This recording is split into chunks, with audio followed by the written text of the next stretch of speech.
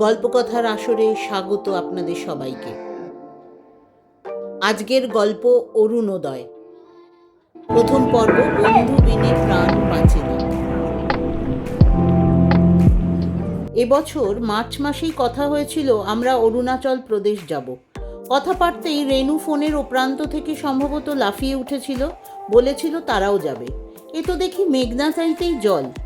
রেনু ও তার স্বামী আনন্দ তিওয়ারি, একসময় আমাদের কলিগ ছিল রেনু।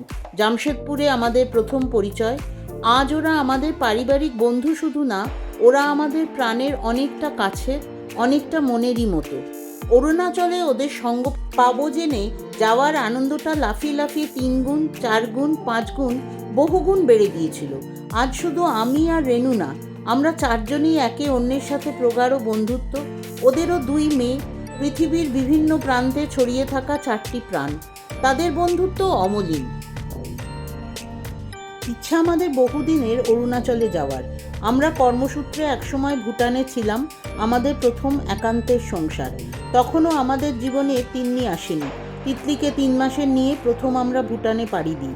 ইস্ট ভুটানের প্রবেশদ্বার ছিল আসামের গৌহাটি হয়ে মেলাবাজার, সেখান থেকে সন্দ্রুপঝঙ্কার। পূর্ব ভুটানের তাংমাচুতে আমাদের সরকারি কোয়ার্টারের রান্নাঘর। সেখানকার বিশাল স্বচ্ছ জানলাটা দিয়ে সামনেই চোখে পড়ত বরফে ঢাকা দুংখার পর্বতশৃঙ্গ। সবাই বলতো পর্বত পেরোলেই চায় না। আর এই পর্বতের পরবর্তী অংশ দেখা যায় আমাদের অরুণাচল প্রদেশের তাওয়াং থেকে। সেই সময় আর অবকাশ হয়নি সেখানে যাওয়ার। ঘরে ফেরার টান তখন এমনই তীব্র ছিল যে প্রতিবারই ওই পথ দিয়ে যাতায়াত করেও উল্টো দিকে যাওয়ার কথা কল্পনাতেও আনিনি কখনো। কিন্তু বোধহয় মনের কোণে একটা সুপ্ত ইচ্ছা ছিল তাওয়াং যাওয়ার। সেই জন্য অরুণাচল প্রদেশ ভ্রমণ আমাদের কাছে যথেষ্ট উদ্দীপনার। তার সঙ্গে রেনুদের বেঁধে ফেলা, সে তো এক উপরি পাওনা। ওদের সঙ্গে দেখাও হয়নি বহুদিন। সেই গেল বছর 1 জানুয়ারি রাঁচি এয়ারপোর্টে কয়েক ঘন্টার জন্য।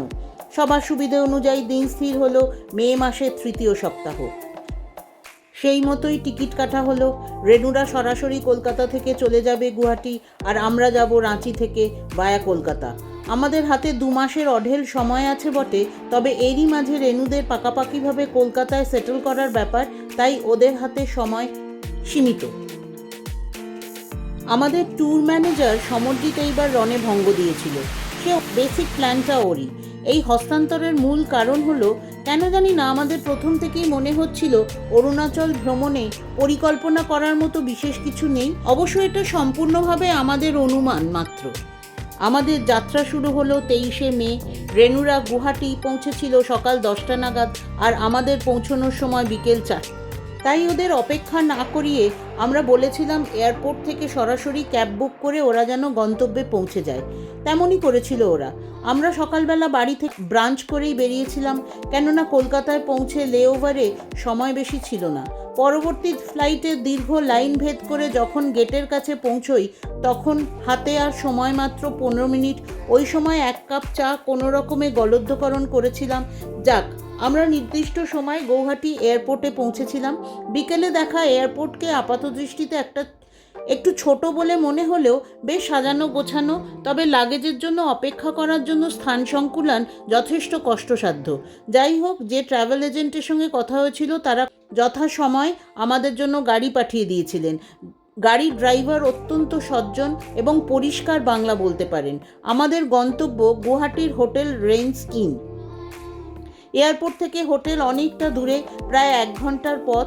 পথে অবশ্য আমরা বেশ কিছু জায়গায় যানজট পেয়েছিলাম। বহুদিন পরে রেনুর সঙ্গে দেখা হচ্ছে, সে আনন্দ তো আছেই। এছাড়াও প্রায় 30 বছর আগেকার গৌহাটি আজ রঙের রূপে কেমন হয়েছে সে দেখার অভিপ্রায়ও বড় কম নয়। কত বদলে গেছে সে, কত চওড়া চওড়া রাস্তা, ফ্লাইওভার, পরিষ্কার পরিচ্ছন্ন। ভারী সুন্দর লাগলো শহরটাকে। ব্রহ্মপুত্রের বুকের ওপর দিয়ে উড়ন্ত পথ পেরিয়ে যখন আসছিলাম, বড় আপন মনে হচ্ছিল তাকে। কত দিনের চেনা, পুরনো কত স্মৃতি। একসময় সব অপেক্ষার অবসান ঘটিয়ে রেনুদের দেখা পেলাম। ওরাও নির্নিমেষ নয়নে আমাদের জন্য অপেক্ষা করছিল বোধহয়। গাড়ি হোটেলের পটিকোয় ঢুকতে না ঢুকতেই রেনুর ফোন। হোটেলের জানলা দিয়ে গাড়ি ঢুকতে দেখেই আন্দাজ করেছিল আমরা পৌঁছে গেছি। ওপর থেকে ফোন করে নিশ্চিন্ত হলো। হোটেলের রিসেপশনের সমস্ত নিয়মকানুন শেষ করে ওপরে আসার অপেক্ষা। চোখ জুড়োলো, প্রাণ ঠান্ডা হলো। বৌদ্ধশক্তির যে কি অমোঘ টান তা এই বয়সে এসে যেন আরও বেশি করে অনুভব করছি প্রতিক্ষণে। অপেক্ষা করার লোকগুলো যে দিনে দিনে আমাদের জীবন থেকে হারিয়ে যাচ্ছে। ব্যাস, কথার ফুলঝুরি ছুটলো আমাদের, সে তো অপরিমিত, অশেষ। তবে তারই মাঝে সমরজিৎ যোগ্য ভণ্ডুল করার অভিপ্রায় আসীন। সব কথা যদি এখনই হয়ে যায় তাহলে এতদিনে ট্যুরে করবেটা কি? যেন ওর অজানা, আমাদের কথা এ জীবনে শেষ হবারই না। যাই হোক, পেটের কথা ভেবে আর বেশি কথা বাড়ালাম না। বাধ্য মেয়েটির মতো হাত মুখ ধুয়ে একটু জামা কাপড় বদলে সোজা চলে এলাম নিচে রেস্টুরেন্টে। চারজনেই ক্ষুধার্ত। দেখা হয়ে মনের খিদে মিটেছে ঠিকই, কিন্তু পেট তখন জানান দিচ্ছে আর দেরি করা সমীচীন নয়। মনের উত্তেজনা এতটাই যে আনন্দে নানা রকম খাবার জিনিস অর্ডার দিতে লাগলাম, কিন্তু ঘড়ির দিকে তাকিয়ে দেখি ডিনারের সময় হয়ে এসেছে। তাই ঠিক করলাম বেশি হাবিজাবি না খেয়ে অল্প কিছু খেয়ে গল্প করতে করতে সময় কাটিয়ে একেবারে ডিনার খেয়েই ওপরে উঠব। সেখানেও ঘন্টা তিনেকের জমাটি আড্ডা হয়েছিল। পরের দিন ট্যুর গাইডের প্ল্যান অনুযায়ী প্রথমে কামাখ্যা দর্শন এবং সেখান থেকে সরাসরি চলে যাব আমরা ভালুকপং। তবে চারজনেই একটা সিদ্ধান্তে উপনীত হলাম যে কামাখ্যা দর্শন করতে গেলে শুনেছি ভোরবেলা লাইন দিতে হয়। এ যাত্রায় সে লাইন দিতে নারাজ আমরা। স্থির হলো কেবল মন্দির দর্শনই হবে আমাদের এবারের নির্ঘণ্ট। সেই মতো আমাদের ড্রাইভারকেও জানিয়ে দেওয়া হলো। আমরা কেউই রাতচরা পাখি নই, তাড়াতাড়ি ঘুমিয়ে পড়াই আমাদের বরাবরের অভ্যেস। সে রাতেও তার ব্যতিক্রম হলো না। সমস্ত কথা পরের দিনের জন্য বাঁচিয়ে শুয়ে পড়লাম যে যার ঘরে। গুয়াহাটিতে মে মাসের শেষেও অসম্ভব গরম ছিল। পরদিন সকালে রেনুদের ঘরে এলাম চা খেতে। চায়ের সাথে নিয়মমাফিক টা হিসেবে আড্ডা চলল প্রায় 1 ঘন্টা। তারপর যে যার মতো রেডি হয়ে নিচে এলাম কমপ্লিমেন্টারি ব্রেকফাস্টের উদ্দেশ্যে। ঘরের মধ্যে টের পাইনি, বাইরে এসে টের পেলাম ওই মাঝ সকালেও রোদের কি ভীষণ তাপ। ওই গরমে মন্দির চাতালে পা রাখা একেবারেই অসম্ভব।